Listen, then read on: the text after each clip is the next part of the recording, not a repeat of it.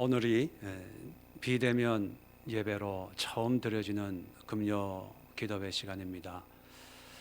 코로나19라고 하는 전대미문의 세계적인 전염병 사태 앞에서 한국 교회도 특히 수도권에 있는 교회들이 정부의 방침에 따라서 비대면 예배, 온라인 예배로 드려지게 됩니다. 저희 교회도 방역 당국의 지침에 따라서 금요 예배부터 온라인 비대면 예배로 전환합니다.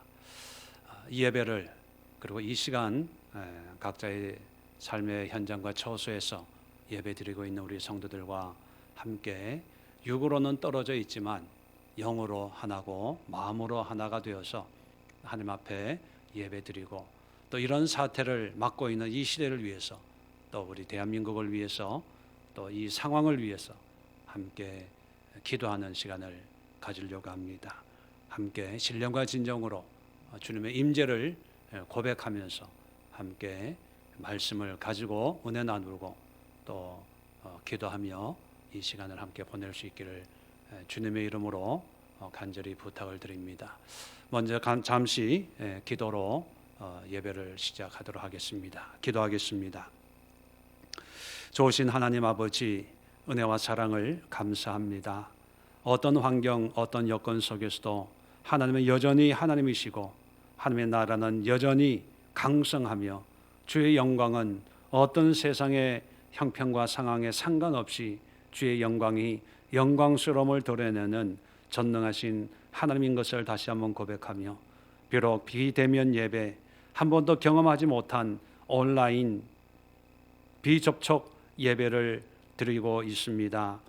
곳곳에 떨어져 있는 우리 믿음의 성도들, 우리의 예수의 교회 모든 지체들 위해 동일한 은혜로 함께해 주시고 하나님께서 역사하셔서 우리에게 큰 은혜와 감동이 되게 하시며 이 시대를 짊어지고 나가는 그리스도인의 자부심과 책임감을 가지고 예배하며 기도하며 주님의 뜻을 따라 온전히 헌신할 수 있는 우리 예수의 모든 성도님들 될 수 있도록 은혜 나리워 주시옵소서.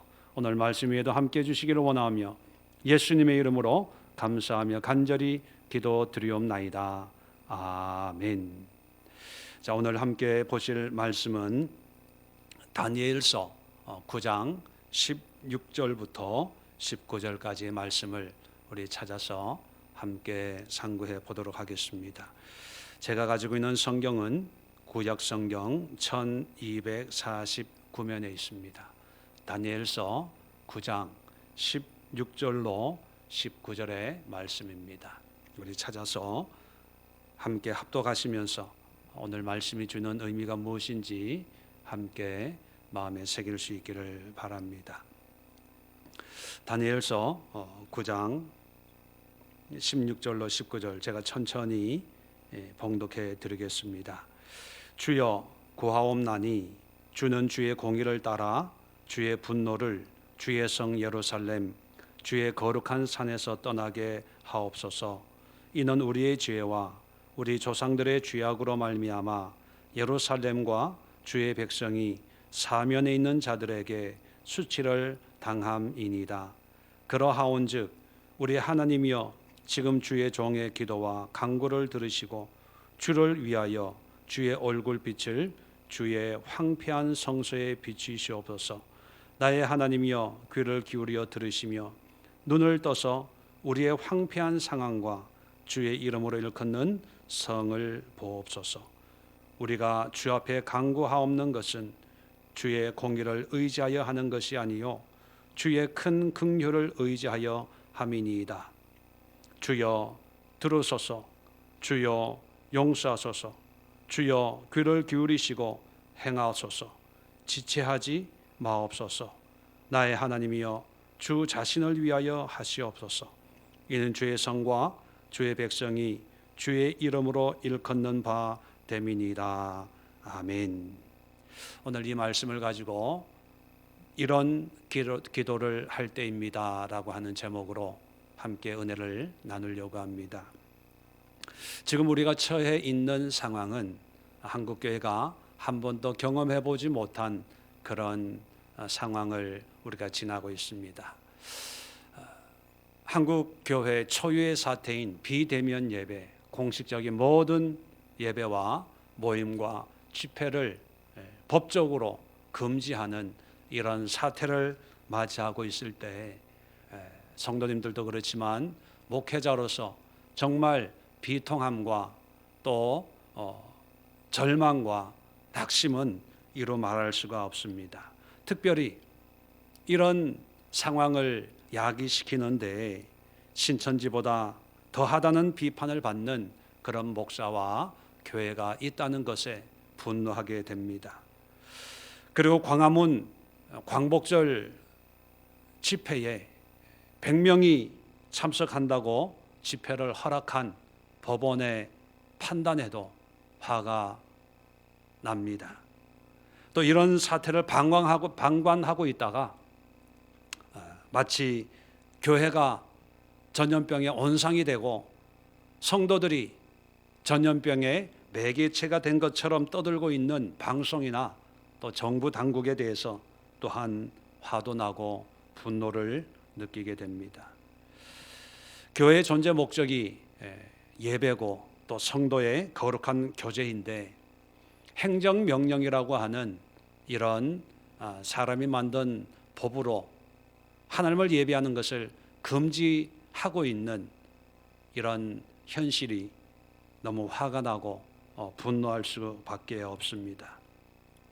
그러나 또 교회 또한 사회의 일원이고 국가를 구성하는 국민의 모임이기 때문에 이런 분노와 화남에도 불구하고 또 방역 당국의 지침에 따라서 비대면 예배를 드릴 수밖에 없는 그런 상황이 되었습니다.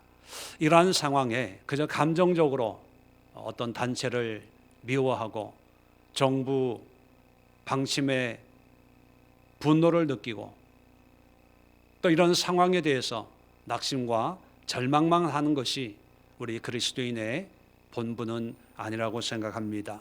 왜냐하면 신앙의 여정은 항상 가시밭길 같은 어려움과 역경의 연속이었기 때문입니다.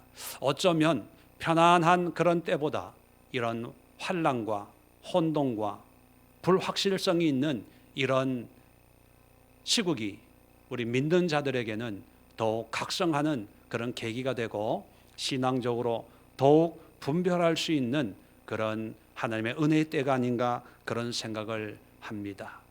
잠시 세상의 뉴스에 귀를 기울이지 마시고 또 감정적으로 흥분하고 분노하고 또 판단하고 원망하고 불평하는 그런 생각들을 잠시 내려놓고 이런 어려운 때에 우리 그리스도인들은 어떤 신앙의 모습을 가져야 되는가 하나님의 음성에 귀를 기울이고 그 하나님의 뜻을 따라 기도하며 헌신하며 순종하는 그런 삶을 살아가는 우리 예수교회 성도님들 다 되시기를 부탁을 드립니다.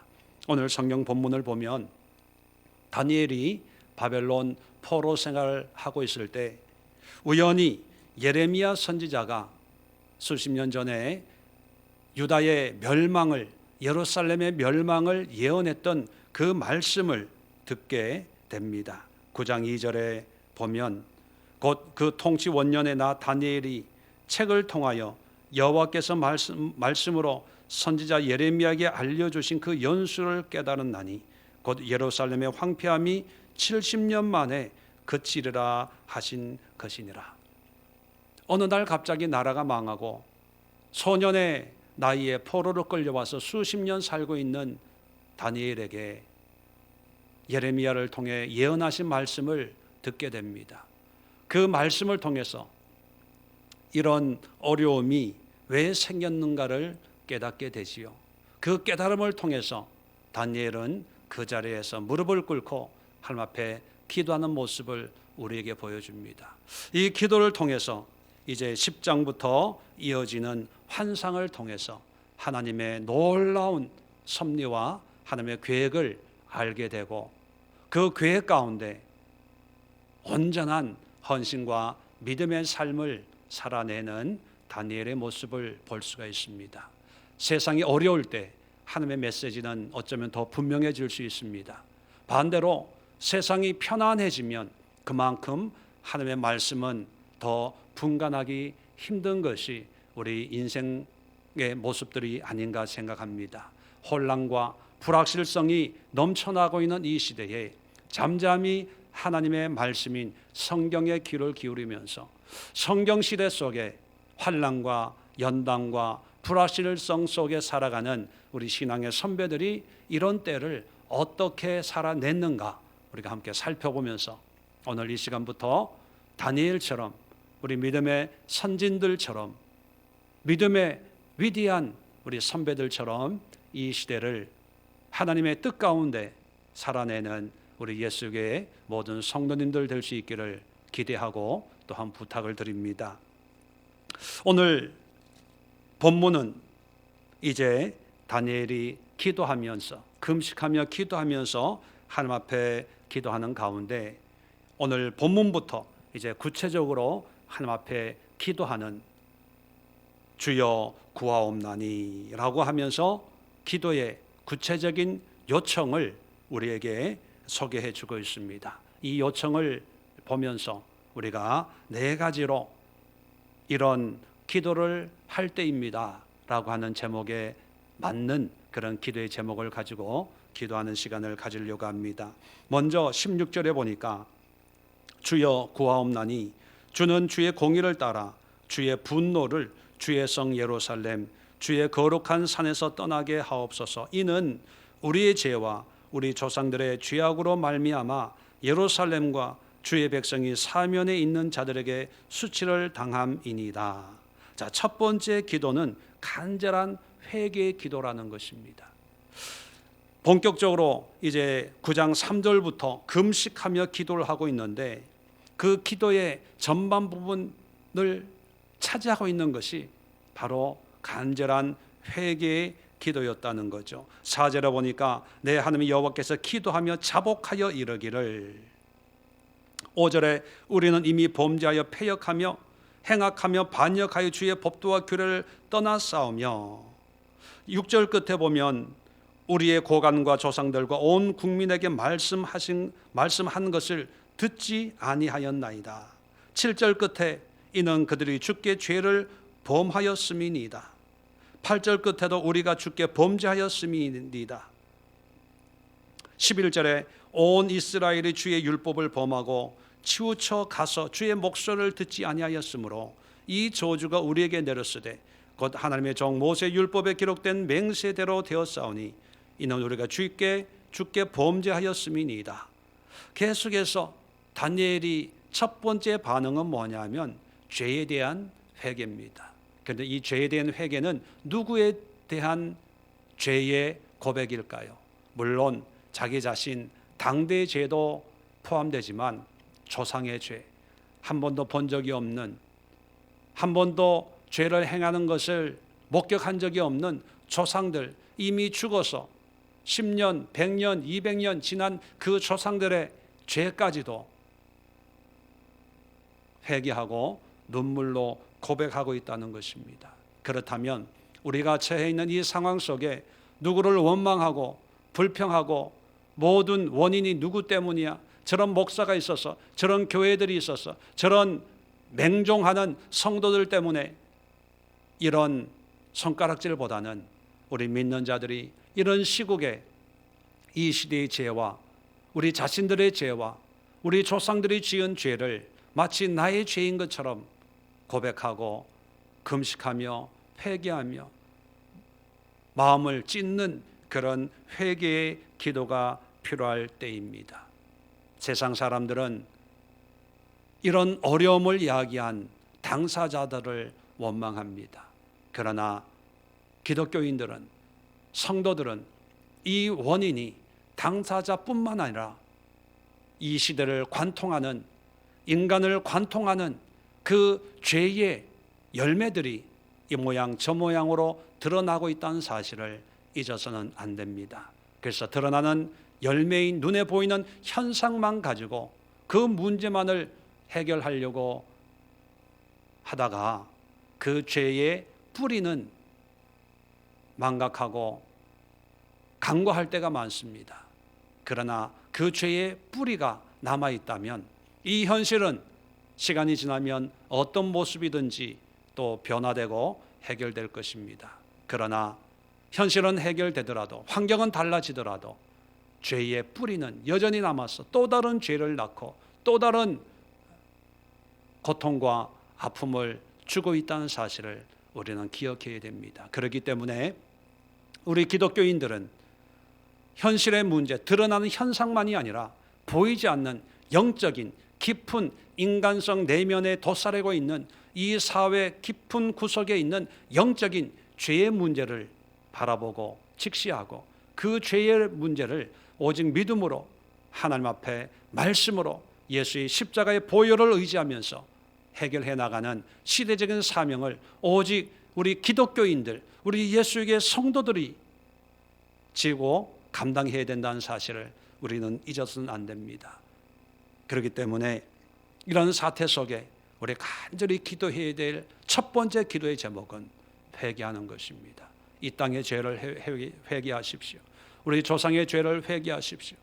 목사들 속에 있는 탐욕과 욕망을 야기시키고 있는 그 뿌리 깊은 탐욕과 독성과 오만과 교만과 모든 물욕과 음란과 하나님을 이야기하지만 결국은 무속적인 세상적인 출세와 입신 양면에 사로잡혀 있는 그런 마귀의 달콤함에 매여 있는 그런 모든 죄악들을 회개하고, 이것이 비단 이 시대만의 문제가 아니라 우리 조상, 이 나라, 우리 민족 대대로 뿌리 내리고 있는 그런 암덩이 같은, 종양 같은 그런 죄악 덩어리가 있기 때문에 이 죄의 문제를 다니엘처럼 간절한 마음으로, 주여 우리 조상이 저지른 이 죄악을, 우리 조상이 흘린 이 피를, 우리 조상이 하나님의 말씀을 거역하고 우상을 따르고 세상을 따랐던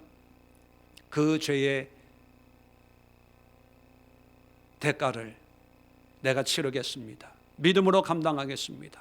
예수님의 십자가로 이루신 그 승리를 믿사오니 긍휼히 여겨 주옵소서. 간절히 기도할 수 있는 그런 시간들 되길 바랍니다.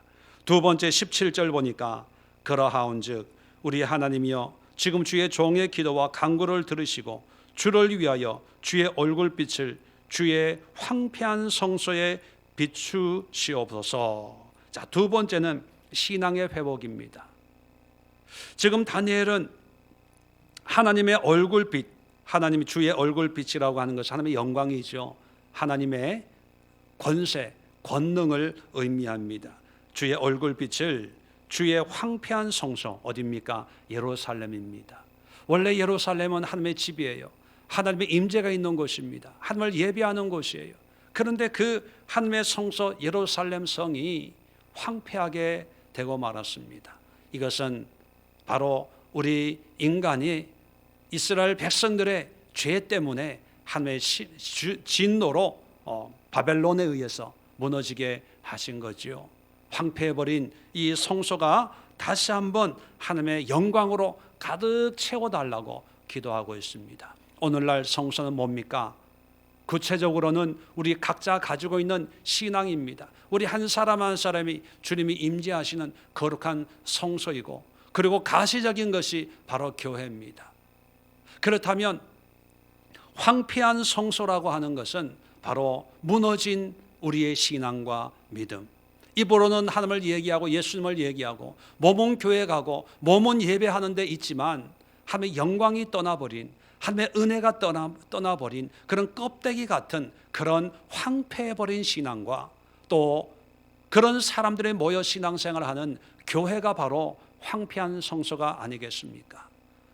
하나님을 예배하고 하나님을 찬송하고 은혜를 얘기하고 믿음을 얘기하고 있지만 주의 얼굴에 있는 그 영광이 떠나버린 그런 교회, 그런 신앙에 다시 한번 주의 얼굴 빛을 비추시옵소서. 바른 신앙으로, 바른 은혜로, 바른 말씀으로, 바른 믿음으로 회복할 수 있게 해달라고 기도하고 있습니다. 나라를 위해 기도하는 것이 아닙니다. 빨리 독립하게 해주세요. 빨리 고향으로 돌아가게 해주세요. 이 기도를 하는 것이 아니라 신앙의 회복을 위해 기도합니다. 믿음의 회복을 위해 기도합니다. 그렇다면 오늘날 코로나19로 야기되는 이 현실의 이 위기와 이 문제 앞에 우리가 기도해야 될 두 번째 기도는 주의 얼굴빛을 황폐한 교회에, 주의 얼굴빛을 황폐한 우리 심령에 주여 비추시옵소서. 주의 영광으로 채우시옵소서. 말만이 아니라, 구호만이 아니라, 건물만이 아니라, 숫자만이 아니라, 타이틀만이 아니라 하나님의 영광의 빛을 모든 믿는 자들에게 다시 한번 비춰지는 은혜를 구합니다. 그런 기도가 필요한 때입니다. 왜냐하면 건물은 많습니다. 교회는 많습니다. 믿는다고 하는 사람은 적어도 몇 명 가운데 한두 명은 교회 다닌다고 하는 그런 사람들입니다. 이제 대통령도 장로를 배출했고 국회의원도 상당한 수의 기독교인들을 배출했습니다. 그런데 문제가 뭡니까? 주의 얼굴에 영광의 빛이 없다는 사실입니다. 교회는 많고 세계적인 교회들이, 대형 교회들이 한국에 다 있다고 얘기하죠. 그런데 문제가 뭡니까? 예수님의 얼굴에 있는 그 영광의 광채가 교회에서 반사되지 않는다는 것입니다.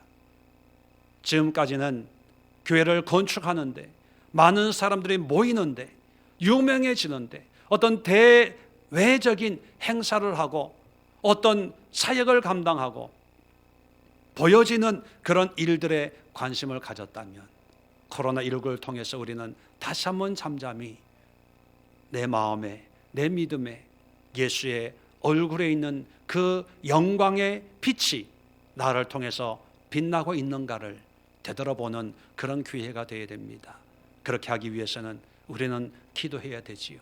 하나님, 주의 얼굴 빛을 주의 황폐한 내 심령에 다시 한번 비추소서. 황폐한 우리 가정에 비춰서 믿음의 가정, 믿음의 가문을 세울 수 있도록 은혜를 베풀어 달라고 기도해야 됩니다. 그리고 또한 주의 얼굴빛을, 겉으로는 화려하고 엄청난 규모를 자랑하는 이 교회 건물이지만 그러나 황폐해버린, 메말라버린, 식어버린 하나님의 은혜가 다시 한번 불을 듯 일어날 수 있는 은혜를 허락해 달라고 믿음의 회복, 신앙의 회복, 영적인 회복을 위해서 간절히 기도해야 될 그런 때가 되었습니다. 어느덧 교회는 세상을 치료하는 그런 기관이었는데 어느 순간인가 세상을 병들게 하는 그런 집단으로 전락하고 만 이때에 우리가 어떤 개별적인 교회를 비난하기보다, 어떤 개인적인 어떤 지도자를 비난하기보다 그들은 분명히 하나님이 심판하실 것입니다. 그들은 하나님의 긍휼이 없는 그런 불같은 심판 가운데 하나님의 판단하실 것입니다. 그러나 우리는 그런 모습을 보면서 우리가 가지고 있는 신앙이 얼마나 타락하고 변질됐는가를 깨닫고 하나님, 주의 얼굴빛을 황폐한 이 땅에 믿음의 사람들의 심령 속에 한국교회에, 이 시대의 교회에 다시 한번 비춰달라는 간절한 기도를 드릴 때가 되었습니다. 세 번째, 계속해서 18절에 보니까 나의 하나님이여 귀를 기울여 들으시며 눈을 떠서 우리의 황폐한 상황과 주의 이름으로 일컫는 성을 보옵소서. 우리가 주 앞에 간구하옵는 것은 우리의 공의를 의지하여 하는 것이 아니요 주의 큰 긍휼을 의지하여 함이니이다. 세 번째 기도는 삶의 회복을 기도하고 있습니다.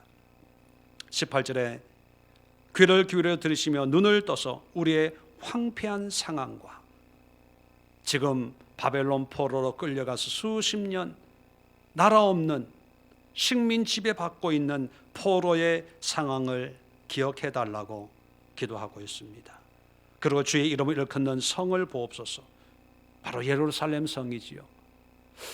이름은 예루살렘, 하나님의 평화의 도시라고 하지만 그 땅도 여전히 바벨론의 식민 지배를 받고 있는 그런 형국입니다.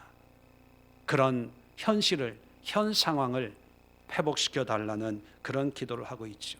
그런데 이 기도를 드리는 것은 우리의 공의를 의지하는 것이 아니요, 우리의 공의를 의지한다고 하는 것은 우리의 내가 이렇게 옛날에 했잖아요, 내가 옛날에 이렇게 열심히 봉사했잖아요, 과거에 주님을 위해서 뭔가 했다고 하는 그런 걸 가지고 요구하는 게 아니라는 것입니다.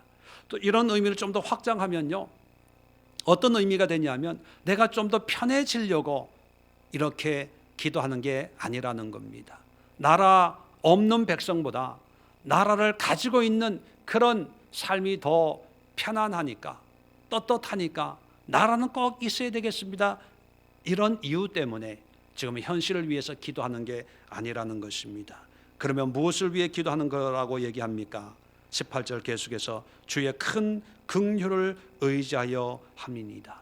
불쌍히 여기시는 하나님의 마음을 의지해서, 하나님 나를 불쌍히 여겨서 이 상황을 벗어나게 해달라고 기도한다는 거예요.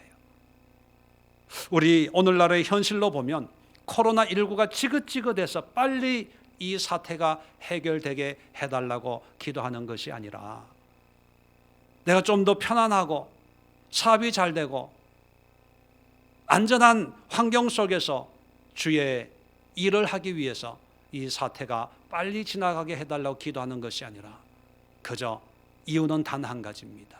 뭡니까? 나를 불쌍히 여겨주세요. 우리가 하나님 앞에 나갈 수 있는 것은 오직 한 가지 조건밖에 없어요. 직분으로 나가는 것도 아니고요, 과거에 내가 얼마나 많이 주님을 위해서 봉사했나 이걸로 나가는 것도 아니고요, 내가 목회를 얼마나 충성스럽게 사명을 감당했나 이것도 아닙니다. 하나님 앞에는요, 어떤 사람도, 어떠한 위대한 일을 이루는 사람일지라도 하나님 앞에는 여전히 죄인입니다. 죄인에게 필요한 것은 오직 한 가지예요. 하나님의 긍휼입니다. 우리의 환경을 위해서 기도할 때 내가 너무 힘들어서 기도하는 것이 아니라, 좀 더 나은 삶을 위해서 기도하는 것이 아니라, 더 많은 복을 누리기 위해서 기도하는 것이 아니라, 우리가 기도하는 이유는 오직 하나가 되어야 됩니다. 그것은 하나님의 긍휼입니다. 불쌍히 여겨주세요. 어여삐 여겨주세요. 가련히 여겨주세요. 하나님, 다시 한번 이 죄인을 주의 사랑으로 덮어주세요. 죄 많은 이 인생을 예수의 보혈로 깨끗하게 씻어주세요. 나의 의가 아니라 오직 주의 긍휼함으로. 이런 기도가 진정한 기도가 아닐까 생각합니다. 대통령을 위해서도, 정치인들을 위해서도, 코로나19로 고통당하는 그런 수많은 사람들을 위해서도 우리가 그들의 회복을 위해서 기도하는 것은 정당을 위해서도 아니고, 어떤 정파 때문에 잘 되고 안 되고가 아니고, 어떤 상황 때문에 이렇고 저렇고가 아니라, 우리가 기도해야 될 이유는 오직 하나입니다. 하나님의 긍휼이 여기심을 위해서예요. 대통령에게도 하나님의 긍휼을 위해서 기도해야 되고, 국회의원들, 정치인들 위해서도 긍휼을 위해서 기도해야 되고, 우리 모든 이 시대의 사람들에게 긍휼히 여겨주셔서 이 모든 사태가 속히 지나갈 수 있도록 우리의 환경을 위해서 기도하는 그런 시간이 된 줄로 믿습니다. 네 번째, 마지막 우리의 기도가 19절입니다. 주여 들으소서, 주여 용서하소서, 주여 귀를 기울이시고 행하소서, 지체하지 마옵소서. 자, 마지막 기도를 드리는데 아주 간절하게 5번에 걸쳐서 주님 앞에 탄원을 합니다. 주여 들으소서, 주여 용서하소서, 주여 귀를 기울이시고 행하소서, 지체하지 마옵소서. 이 마지막 기도를 드리는데 정말 간절한 마음으로 5번에 걸친 그런 간절한 탄원을 통해서 구하는 마지막 기도의 제목은 뭘까요? 계속해서 19절을 봅니다. 나의 하나님이여, 주 자신을 위하여 하시옵소서. 이는 주의 성과 주의 백성이 주의 이름으로 일컫는 바 됨이니이다. 자, 마지막 기도가 뭐냐면 이 모든 것들이 나의 하나님이여 주 자신을 위하여 하시옵소서. 이 모든 것들이 우리를 위해서, 나를 위해서 응답해 달라는 것이 아니라 하나님을 위해서 해달라는 거예요. 이것은 뭐냐면 하나님의 영광의 회복입니다. 하나님의 이름의 회복이에요. 하나님의 존재의 회복입니다. 하나님의 뜻의 회복이에요. 마지막으로 기도하는 기도의 제목이 뭐냐면 하나님이 하나님 되어질 수 있도록 이 세상 사람들이 하나님을 인정하고 고백하는 하나님의 영광이 드러날 수 있도록 하나님 자신을 위하여 이 모든 것을 응답해 달라는 거예요. 왜냐하면 19절 끝에 이렇게 설명을 해주고 있습니다. 이는 왜 하나님의 영광을 위해서, 하나님 자신을 위해서 이런 역사가 일어나야 되냐? 그 이유는 주의 성과 주의 백성이, 다시 말하면 예루살렘 성과 이스라엘 백성 모든 백성이 주의 이름으로 일컫는 바 됨이니이다. 주의 이름으로 일컫는 바 된다는 것은 어떤 의미입니까? 쉽게 표현하면 뭐냐면 주님을 근원으로 하고 있다는 거예요. 주의 이름으로 일컬은 바 된다는 것은 주님으로 말미암는 그런 존재들이라는 거예요. 존재의 의미가 함께 있기 때문에 하나님이 드러나야 예루살렘 성도 의미가 있고 주의 백성, 유다 백성, 이스라엘 백성들도 의미가 있지, 주님이 드러나지 않으면 예루살렘 성도 필요 없고 이스라엘 나라도 유다 백성들도 존재의 의미가 없다는 믿음의 고백을 하고 있는 것입니다.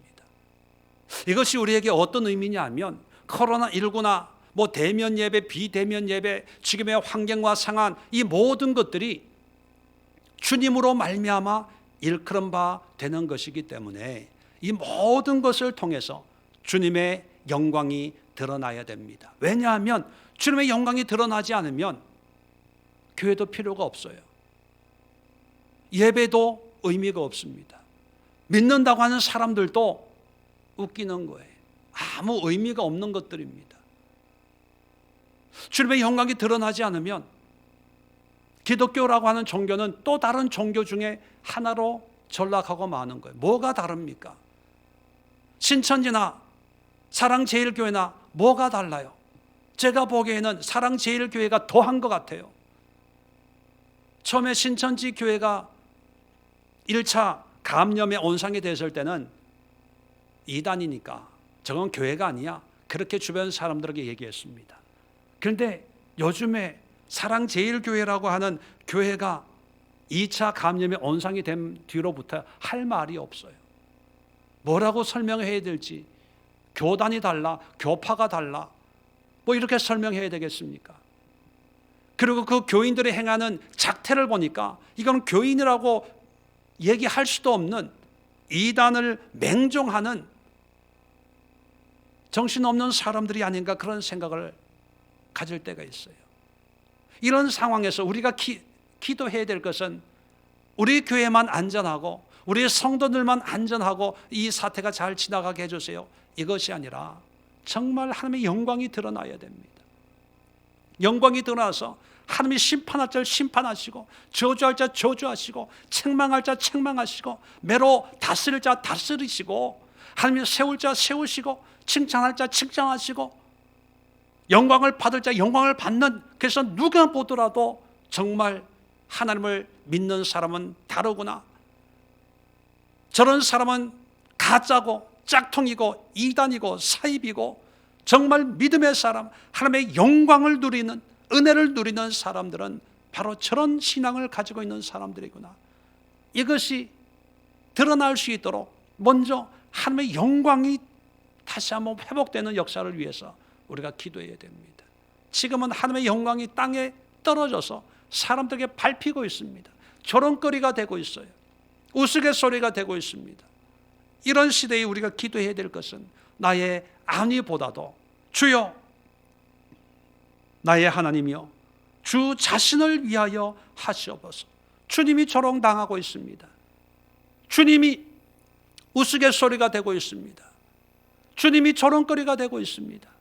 주님이 아무것도 아닌 것처럼 종이 호랑이보다도 못한 취급을 받고 있습니다. 하나님, 주의 영광을 주님 자신을 위해서 드러내시옵소서. 심판하시옵소서. 다스리시옵소서. 주의 백성들 알곡과 쭉정이를 가르셔서 알곡은 곳간에, 쭉정이는 영원한 불에 던지심으로 하나님의 영광이 영광됨을 이 세상이 알게 하옵소서. 이런 간절한 기도가 필요한 그런 때입니다. 사랑하는 예수의 성도 여러분, 비록 우리의 육의 눈으로는 볼 수 없는 이런 비대면 예배를 드리고 있지만 각자 흩어져 있는 그 처소에, 우리 교회가 추구하고 있는 에클레시아에, 우리가 있는 곳에 주의 이름을 부르고 제단을 쌓고 하나님의 나라를 선포하는 그런 에클레시아의 삶을 실천하는 그런 계기가 돌아왔습니다. 오늘 이 시간 4가지 기도를 마음에 새기시면서, 첫 번째는 간절한 회개, 그 회개는 나와 이 땅과 나의 조상을 위한 회개. 두 번째는 신앙의 회복을 위해서 황폐한 신앙, 황폐해버린 교회가 회복되게 주의 얼굴빛을 비춰달라고 함께 기도하기를 바랍니다. 세 번째는 삶의 회복을 위해서 하나님의 긍휼을 구하는 그런 기도를 함께 들으시기를 바랍니다. 육신으로 고통당하고 있는 분들을 위해서, 환경으로 어려움 당하고 있는 분들을 위해서, 한국교회를 위해서 하나님 불쌍히 여겨달라고, 하늘의 긍휼을 베풀어 달라고 기도할 수 있기를 바랍니다. 마지막으로 가장 간절하게, 가장 애통하는 마음으로 하나님의 영광이 드러나게 하옵소서. 하나님의 이름의 권세가 회복되는 계기가 되게 하옵소서. 함께 기도하는 시간 갖도록 하겠습니다. 제가 간절히 마침 기도를 드리시고 각자 이 영상이 끝나면 흩어지지 마시고 그 자리에서 오늘 말씀을 되새기면서 4가지 기도 제목 가지고 함께 기도하는 그런 시간을 갖도록 하겠습니다. 기도합니다. 좋으신 하나님, 처음으로 비대면 예배 동영상으로 금요 기도회를 진행하고 있습니다. 이런 기도를 할 때입니다 라고 하는 이 말씀으로 다니엘이 주님 앞에 간절히 기도했던 그 4가지 기도의 제목을 가지고 코로나19로 모일 수 없고 예배할 수 없는 이 상황에 우리의 삶의 현장에서 무릎을 꿇고 주님 앞에 기도하는 그런 시간을 가지려고 합니다. 우리 성도님들 한 분 한 분 마음을 위로해 주시고 저들 속에 주의 영광의 빛을 허락해 주셔서 저들이 있는 곳에 기도하는 그 기도가 하나님 앞 보좌 앞에 상달되어서 하나님의 능력의 손길이 이 지역을, 이 세상을, 이 시대를 변화시키는 하나님의 은혜의 도구로 우리 성도님들을 사용해 주옵소서. 그리고 우리 성도님들 한 분 한 분 그 믿음을 지키고 마음을 지키고 그 삶을 든든히 지켜서 이 비대면, 이 코로나19 시대에 오히려 더욱 주님과 더 친밀해지고 주님을 예배하며 주님의 뜻을 순종하며 하나님의 계획을 이루는 데 쓰임받는 주님의 십자가 군병들 다 될 수 있도록 은혜로 인도해 주옵소서. 악한 사단마귀 틈타지 못하도록 주의 백성들을 지키시고 주의 교회를 지키시고 우리의 믿음의 영역이 더욱 확장되어 줄 수 있도록 천군 천사로 함께해 주시고 인도하시고 성령의 감화 감동 충만케 하는 역사 가운데 날마다 기쁨과 감사함으로 이 때를 지내는 지혜로운 우리 성도님들 되게 도와주옵소서. 예수님의 이름으로 감사하며 간절히 기도드리옵나이다. 아멘.